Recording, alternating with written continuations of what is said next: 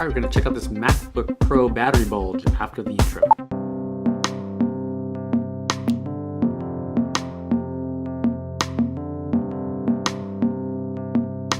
Alright, so we're going to check out this MacBook Pro battery bulge problem.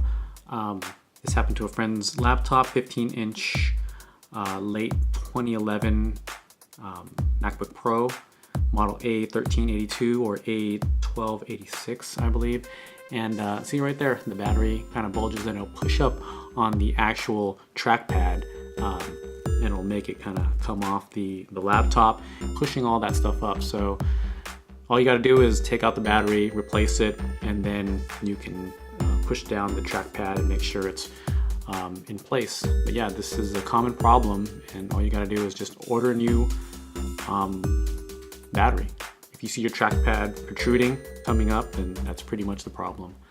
You can search it online. It's a pretty widely documented problem. But yep, just get a new battery and you're all set. If you got an aftermarket one, plugged it in, they give you the tool to unscrew it and take it all apart, put the battery in, and you'll be all set.